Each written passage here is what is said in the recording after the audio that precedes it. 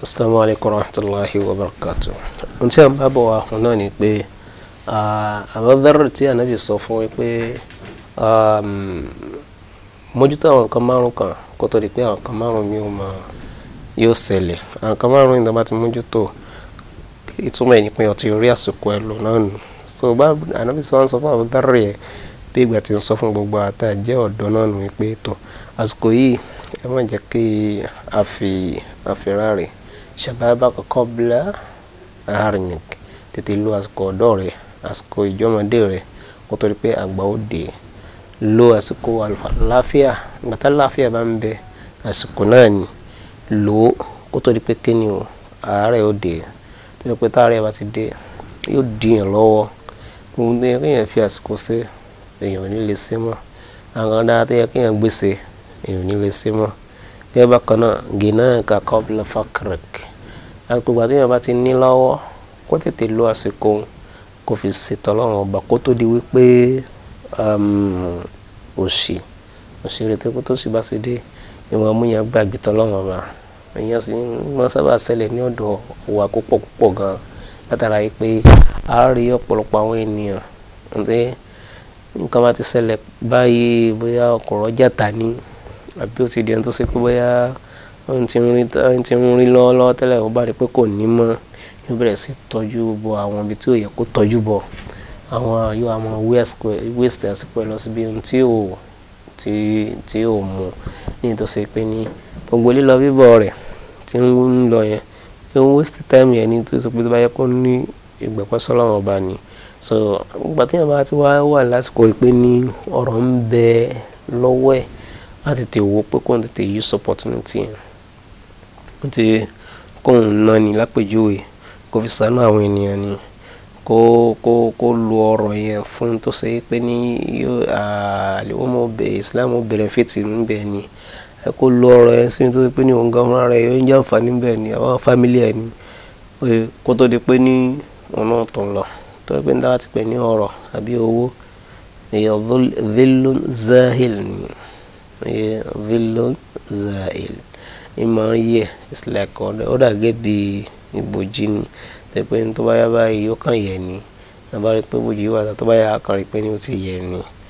bí ọ̀rọ̀ ṣe rí ńgbà mìíràn àbí owó so kí wọ́n á tètè lo opportunity rẹ̀ nígbà tí ó bá ṣe kéènì o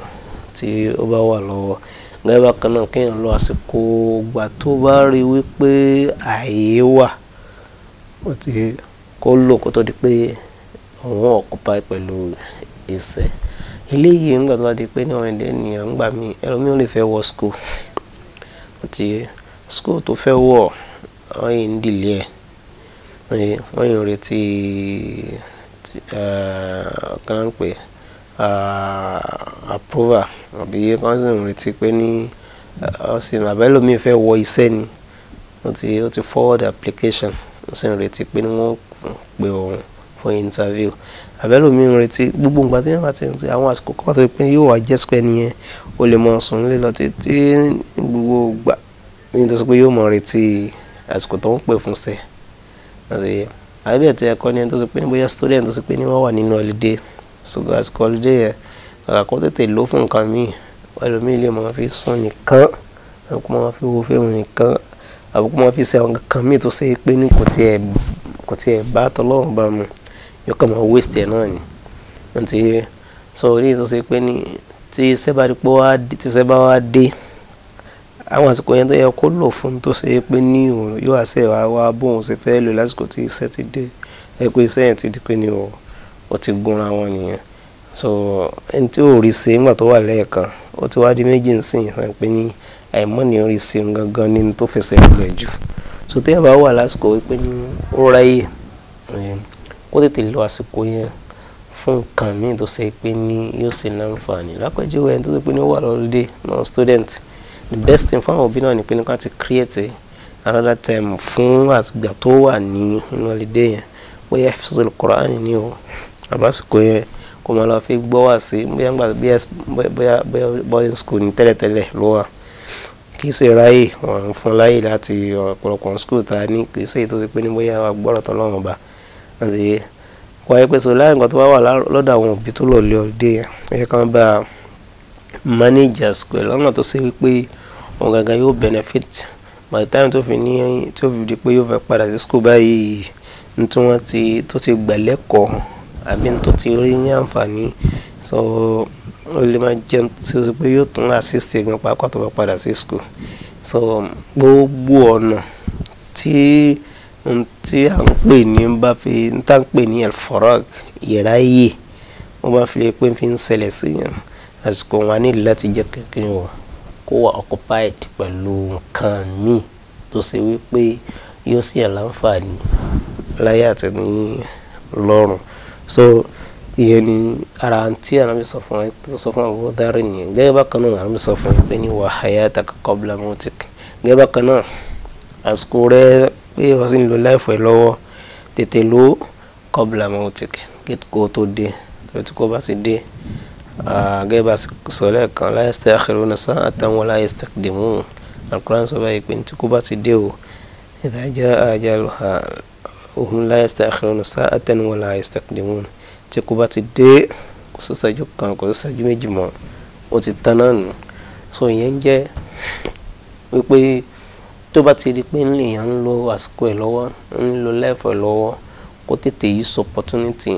opportunity kan àsìkò kan tó yẹ pé yẹn ó tètè lọ. So àwọn kankan márùn tí a dárúkọ yìí tí Ànábì ń sọ fún Abu Dharr gbogbo náà la lè jọ kó jọ sínú ẹ̀ láti kẹ́kọ̀ọ́ nínú àdìsí yẹn ní pé ní ash-shababu qabla al-haram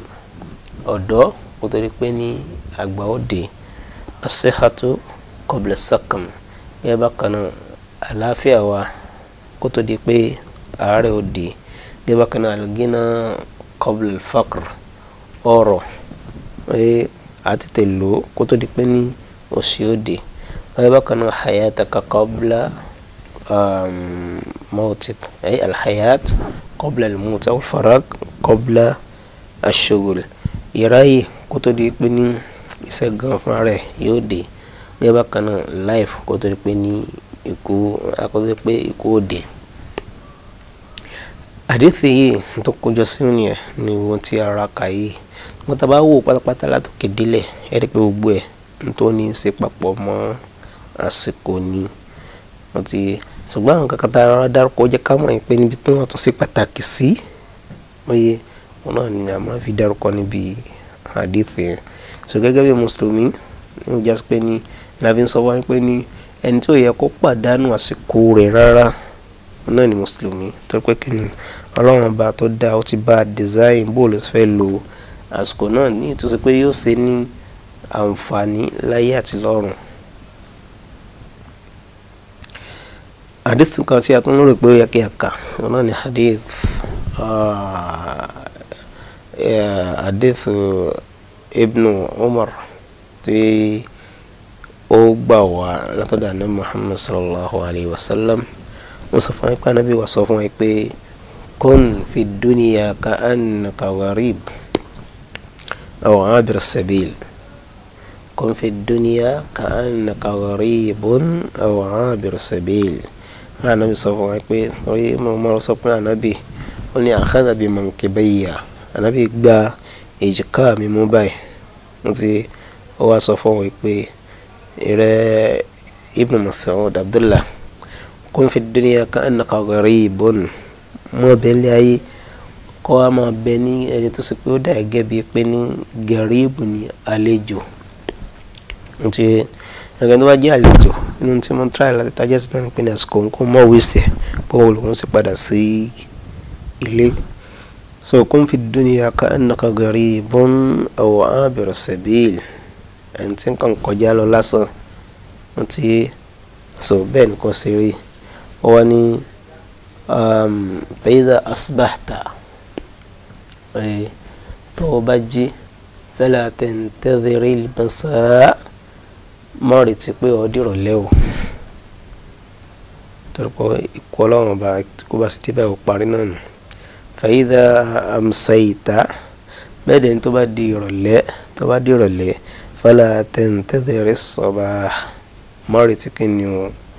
àárọ̀ nti ajas pé ní anytime ni muslim gbọ́dọ̀ ready kalẹ̀ anytime ni ó gbọ́dọ̀ mọ continue iṣẹ́ tí man ṣe nti torí pé òun náà ni ó túmọ̀ sí pé ní ó ń ṣe àǹfààní látara life way so àwọn kan tí ara kan ti ń ṣe nǹkan mọ́ra àwọn yìí ó ṣe pàtàkì púpọ̀ láti lè fi sọ fún wa pé lágbájá o ṣe é wọ́n nǹkan tí adarúkọ kò sí èyí tí kò ń ṣe ń bẹ̀ ìtumọ̀ ẹ̀ pé ní ẹni yẹn lo àsìkò ẹ̀ dáadáa nù ó ti sọ Abu Dharr al-Ghifari òun jẹ́ aṣáájú àtànàbí sọ fún bẹ́ẹ̀ fọwọ́ sọ̀hábì tọ̀ àti ti ìtàkàlẹ̀ kan nípa ti àwọn shabab qabla al-harm wa siha qabla al-saqm